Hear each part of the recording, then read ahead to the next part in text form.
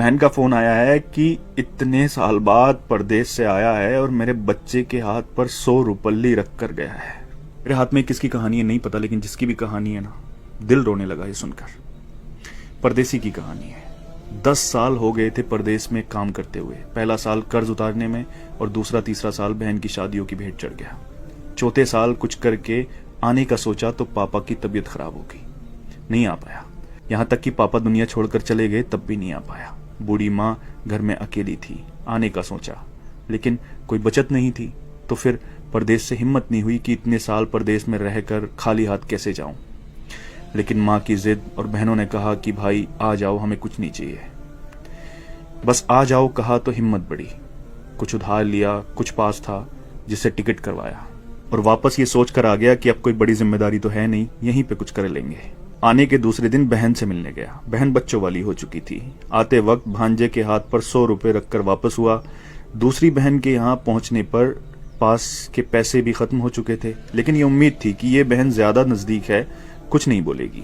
वहां से वापसी पर भांजे के हाथ पर कुछ नहीं रखा और जब घर पहुंचा तो मां ने बताया कि एक बहन का फोन आया है। बहुत बड़ा दिल चाहिए यार ये सुनने के लिए। एक बहन का फोन आया है कि इतने साल बाद परदेश से आया है और मेरे बच्चे के हाथ पर 100 रुपल्ली रख कर गया है। इतना तो हम फकीरों को दे देते हैं। दूसरी बोली, मेरे बच्चों के हाथ पर 10 रुपल्ली भी रख कर नहीं गया, ससुराल में मेरी नाक कटा दी। ये सब सुनकर मैं सुन्न रह गया और अब अपनी 10 साल की कमाइयों का हिसाब लगा रहा था। अरे यार, अगर पुराना घर छोड़कर नए घर में भी चले जाओ ना तो ख्वाब हमेशा पुराने घरों के आते हैं। और एक परदेसी तो अपना सब कुछ छोड़कर चला जाता है अपनों के लिए, अपनों को बसाने के लिए। लोग मेहनत करके पैसा कमाते हैं, लेकिन परदेसी मेहनत के साथ साथ अपनी उम्र को बेचकर पैसा कमाता है।